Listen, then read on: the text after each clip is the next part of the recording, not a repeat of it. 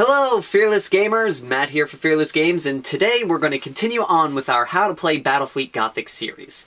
Now, for all those that have stuck with me since the first episode, I do thank you for tolerating the tardiness of these videos, and I do greatly apologize for this. It primarily has to do with just crazy radical schedule changes happening at work every week, and me just not having any time to just sit down and do these videos. So I do apologize, and I thank every single one of you who keeps tuning in to watch these videos. And so let us now continue with the Ordnance phase and the End phase.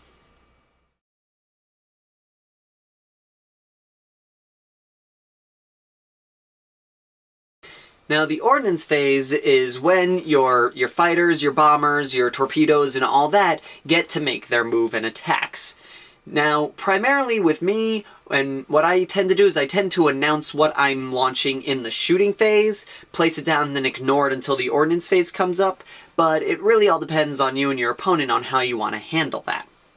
Now, in this, there are different types of Ordnance. There's the torpedoes, the bombers, the fighters, and the assault craft. And also, technically, I count it as like a subcategory, because it follows a lot of the rules of the torpedoes, is boarding torpedoes.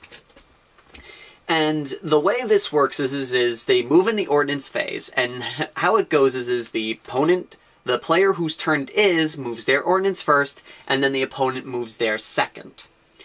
In terms of blast markers, they treat them just like any ships that don't have any shields. They roll a d6 for each one, for d6 if they encounter a blast marker, and a roll of a 6 they are removed.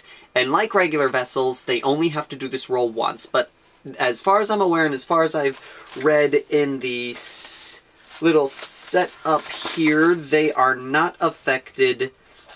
Yes, their movement is not affected at all during this entire thing, so they don't lose the -5. But for moving through blast markers. When shooting at ordnances, you can fire at them with, your weapon batteries and your lances, but they don't follow the rules of target priority. So, if you don't want to attack them, you don't have to, even if they're the closest thing to your vessel. You can ignore them if you want.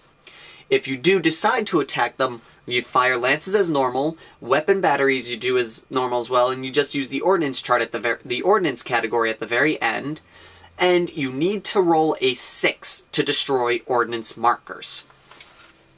Now, when it comes to ordnance attacks, this is when it starts to get a little, deviation from the norm. And in terms of using your ordnance over and over again, you need to do at the start of your turn, the Reload Ordnance Special Order. This allows you to fire ordnance again after you've launched with it. The thing is if you roll doubles, you run out of ordnance. If you roll doubles and you pass your leadership check, you reload your ordnance, but you can't reload again. If you happen to roll doubles and don't pass your leadership check, then you fail to reload ordnance and you can't attempt it again for the rest of the game. Now, before we go into torpedoes and all that, I should probably talk about how you defend against ordnance, because ordnance ignores shields, and they do direct damage, unless otherwise noted in your army's special rules. So the way this is worked out is you use turret defenses to attack ordnance. The way this works is you look at the turret number on your ship. That's how many dice you roll, and you roll. You need a 4 or greater to negate an attack And for every 4 or greater you win by, that you reduce the number of ordnance that's coming at you. Now, you can only attack one type of ordnance. So, let's just say in this example here, we've got torpedoes and then a wave of bombers. The torpedoes go and attack the Chaos Cruiser on the field. The Chaos Cruiser rolled its turret defenses, and then the attacks were rolled out as normal. But then the bombers come in and attack the cruiser as well. Because the Chaos Cruiser attacked the torpedoes with its turrets, it cannot attack the bombers with its turrets as well, and the bombers get to move in without any resistance. Now, in a vice versa case, you don't fire at the torpedoes, you can then fire at the bombers, but you can't get your turret defenses on both. You have to pick you have to name your poison, which thing you're willing to take the damage from over the other. Usually, I personally let the torpedoes go through and try to take out the bombers, because I think they're a little bit nastier, but that's my own personal opinion. Now, let's move on to the different types of ordnance attacks. First we're going to go over is torpedoes. Torpedoes basically are the simplest form of ordnance. They move forward their maximum distance every turn. There's no exception to this unless your army says otherwise in their special rules. Like, I think Tau have a couple of things that negate some of the rules in ordnance. I think and stuff like that. But they move forward their maximum distance, and any ship they hit, friend or foe, they immediately attack. Now, what happens with the whole direction of torpedoes? Because it doesn't really say you can't, angle them or aim them or anything. It just says they move. They move in a straight line. But it indicates that they fire in the front arc. Primarily, sometimes they're side or rear arc ones, but primarily they all say fire in the front arc. Some people decide that rule it as they get to move straight forward, no ifs, ands, or buts. They can't be aimed or anything like that. My personal house rule, and I have to just double check with the other Fearless when we start playing Battlefleet Gothic games if they agree with this, is that as long as it's in the arc, you can slightly aim the torpedoes if you want. But that's just my own personal house rule for that, and I only do it if the opponent is okay with it. And so now, so what happens is if the torpedoes make contact with a ship, like I said, friend or foe, they resolve their attacks, and they do it at the armor value that they're hitting. And, turret defenses go off if you want them to. Any remaining torpedoes then make their attacks. Any that miss then carry on forward. So, here's an example of this right here. We've got a Imperial cruiser that's firing its torpedoes at this Chaos cruiser. Now, for this example, we're going to say that it's a Strength 4 servo, and the torpedoes move forward. They make contact with the Chaos cruiser. The Chaos decides to launch its turrets at it, and rolls and manages to destroy one of the torpedoes, rolling only 1-4 with its turrets. So now those torpedoes, the 3 remaining torpedoes, get to make their attack. We roll 3d6, 1 for each torpedo in the servo, and we roll against the armor value that we're attacking, which is 5. So any 5s or greater is a hit, and it does direct damage. So, in this example, let's say only 2 hit the cruiser. The Chaos Cruiser now takes 2 points of damage, and we roll for 2 criticals. The torpedo that missed the vessel then continues forward to the maximum move of the torpedo servo. This is really basically just, to represent, the torpedo accidentally going over or under the ship when it was flying past it. So even if you end up hitting a ship, it's not guaranteed that you're going to stop the torpedoes. They may completely miss the vessel and continue onwards. So it's not really it's not a great strategy to just plant ships in front of the ships you don't want to get hit by torpedoes, because there's still a chance that they'll go whizzing right past the ships in front and hit the ship that you're trying to protect. Now, torpedoes can suffer premature detonation. Now, there are different ways that this happens. It can happen when you hit a blast marker and you roll a 6, or if they get shot at, or if they run into other torpedoes. When this comes into play, you remove the entire servo. It doesn't reduce the strength by 1 or anything like that. Any form of attack that does damage to the torpedoes that are not ship turrets wipes the torpedo servo out completely. As I have been reading as the rules, as it says right here, once it is triggered, on a roll of a 6 when moves through any blast markers, servos are fired on by direct fire weapons, is hit by another torpedo marker. If the torpedo marker is prematurely detonated, it is removed from play. Now, there's a different type of torpedo called the boarding torpedoes. Boarding torpedoes have the difference that they can make 45-degree turns, except on the turn they are launched. this is where some people are like, okay, then they all move straight forward. But again, I say, oh, you can aim them. But as these rules say, on the first turn, they cannot make a 45-degree turn. Boarding torpedoes attack if they come into contact with an enemy ship's base. Conduct a hit-and-run raid against the ship immediately. Hit-and-run attacks are discussed in the advanced section, so we'll get to that later. And they may elect to ignore hulks, but must attack the first enemy ship they contact. So, these are the only types of torpedoes that can tell the difference between friends and foes. And that's really all there is for torpedoes. They're probably the most simplest of all the Battlefleet Gothic attacks in the game. Now let's move on to attack craft. Attack craft are basically your fighters. These guys are your interceptors. They are designed to intercept torpedoes and bombers before they get to your ships. So, the way these work out is you launch your fighters, and if they hit an ordnance marker, they destroy it outright. So, if it's another fighter marker, if it's another torpedo marker, it cancels it out. Now, when it comes to ships, they don't do any damage to ships and are basically ignored, and they stay there and play.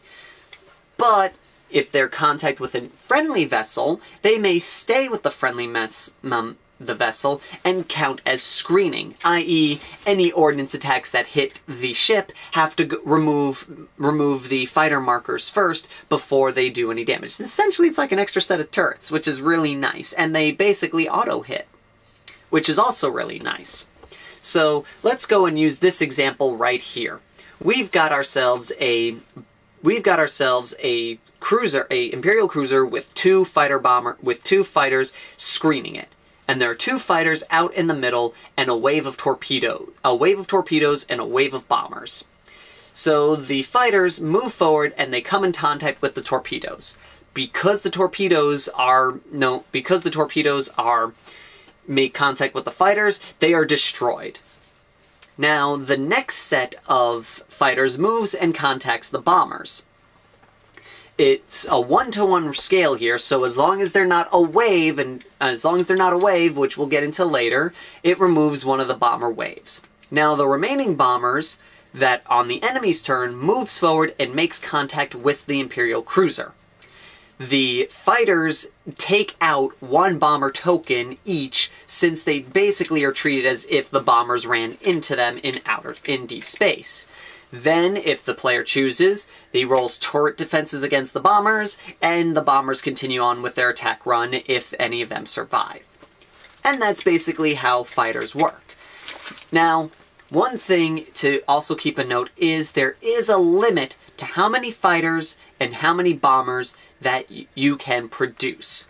We're going to talk about that just after we talk about assault boats and bombers, just to make life a little bit simpler. But just keep in mind that you can't just send out wave after wave after wave of fighters. So let's continue on with the next group, which are bombers. Bombers are basically they're the slow, clunky vessels that are designed to just drop massive detonations across bigger vessels to take them down. Whereas fighters are just don't possess the firepower to attack a vessel like that. Now, when they come in contact with fighters, they are removed from play, unless they get a special save. Some bombers have a saving throw where they roll, they can remain in play. This is further discussed in your Army Special Rules if they have it. Now, against other markers, they just ignore them. So against torpedoes, other bombers, they just move around each other because their weaponry they're not really designed for ranged combat like that. When it comes to ships, that's when they start their attack run. After turrets have been fired, if they fire at all, the bombers, then each bomber token that comes in contact with the ship rolls a d6 and minuses the number of turrets the ship has against it. So, and then it rolls a d6, reduces the number by the number of turrets that a ship has, and that's the number of attacks the bomber makes against the ship, sorry. Then you roll attacks as normal, and you roll for criticals, and then the bomber is removed. So let's take a look at this example here. We've got a Chaos Cruiser that's about to be assaulted, attacked by bombers. It's 3 bombers, 3 bomber tokens, and they move into contact with the ship. Now, the Chaos Cruiser, just for this example, has 2 turrets. It rolls its 2 turrets, and the bombers do not get hit, i.e. the turrets failed to roll a 4 or greater. So, with this, the bombers then get to make their attack runs. They each take 1d6 for each bomber and roll them, minusing 2 for turrets on the ship, since there are 2 turrets on the vessel. And whatever results you get is the number of attacks each bomber gets to make on the vessel. You then take that number of d6 and roll it, as long as you meet their armor save, which on this front is their weaker armor. So if they have 2 armor fronts, it goes against its weaker armor, not the strongest armor, or the armor of orientation. It basically, think of it like in Warhammer 40,000, close combat attacks are always at rear armor. So at that point, then, all the hits that make it roll for criticals, and the bombers are removed from play. And that's all there really is to bomber attacks. They're probably the most nasty ordnance attack out there, in my opinion. And then there are assault boats. Assault boats are basically, they're like bombers, except, they ram into the sides of ships, and they drop troops into the vessel to do quick hit and runs and get out of there. They suffer the same fate as bombers and torpedoes if they run into a fighter marker, and if they run into other markers, they just ignore them. When it comes to ships, they then do a hit and run. They hit and run against the ship for each boat in the squadron, which we again talk into later. So basically, for every assault boat that hits, that's 1 attack run you get to make on the vessel itself. Now, there is another option with launching your waves. You can do them in waves. This means you can either put them in individual tokens or as a wave, 1 giant token. There are some benefits and there's some disadvantages against this between the two. The disadvantages is when they're out in open space, they count as 1 marker. So, if they get hit, that's like 6 markers that get removed, not just 1. The whole marker counts as 1 for the purposes of open space combat. The benefits, though, I think outweigh the disadvantages. The benefits being you can mix them up together, so you can put fighters with bombers, bombers with, and all that jazz. And so what happens with that is when you go to make attacks against ships, the ship only gets to roll its turret defense once, because it's only 1 marker that's attacking it, but it reduces the strength down as normal. So, if you've got a wave of 6, and the cruiser only has 2 turrets, you're only going to lose a maximum of 2 guys. That's still a hefty number. And if you mix it up with fighters, you can take the fighters out so none of the bombers get affected by this. You can't squadron torpedoes with other things, from my understanding the way these rules are read. But you can combine fighters with bombers and assault boats and mix them all up as you see fit. So that's the biggest advantage, is the wave protects them when they actually make their assaults on a vessel, but leaves them wide open for getting completely wiped off the board with little effort when they're out in open space. Waves can break up, so if you're like, that torpedo thing is going to hit those bombers, you can then break off the fighters and destroy the torpedo field, and then move the bombers forward. But once a wave is broken up, it cannot reform. So it's either they stay together or they break apart and they never see each other again until they get back to their main ship. Now, as I've mentioned before, you do have a limit of how many ships you can have on the field at one time. This is determined by the number of launch bays you have on a ship. So, here in this example, this Dictator class has 2 two launch bays on its left and right side, giving it a total of 4 markers it can launch.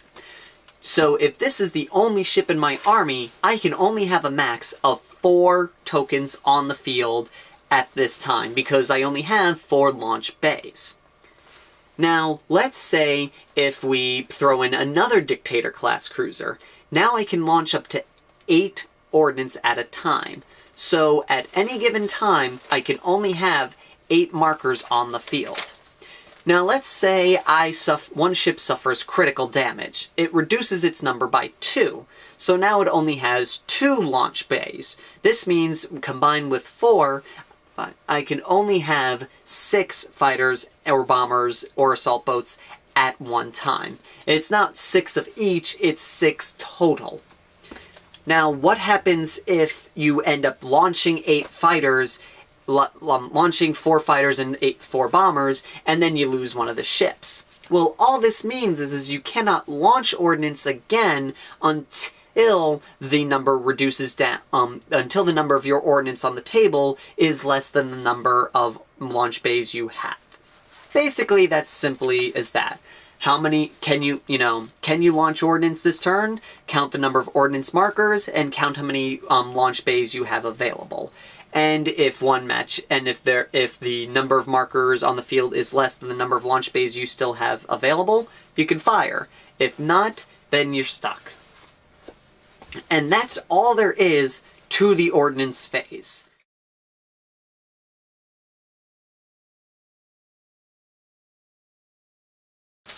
The end phase is one of the quickest phases in the entire game.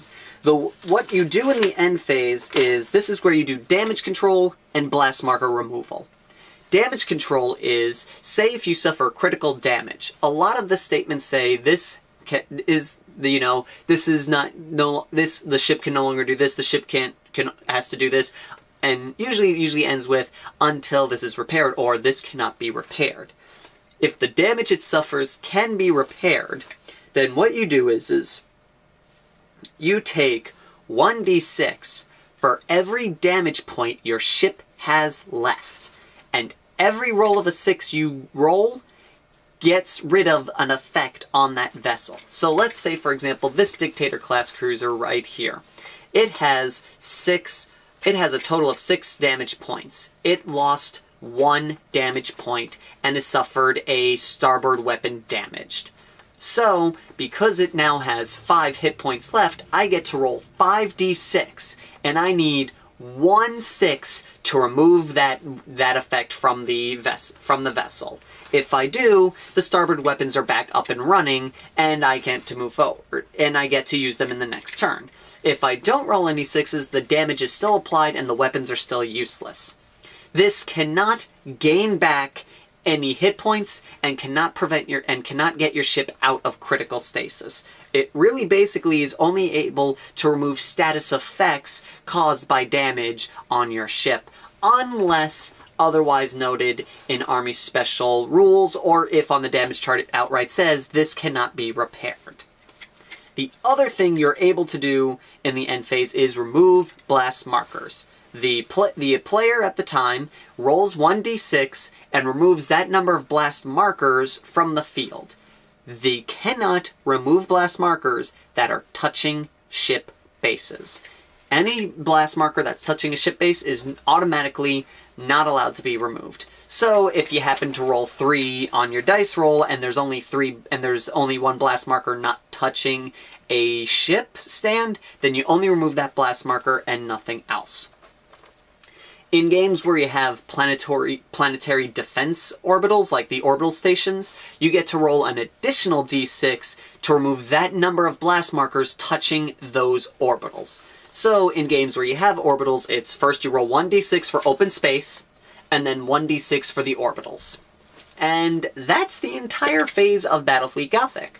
And that's it. So all that's really left now is the advance rules and terrain rules, which we're going to get into in another video, which will hopefully be out a lot quicker than it took for this one to come out. So, again, thank you everyone for watching. Thank you everyone who continues to watch these series. And so until next time, Fearless Gamers, Take care!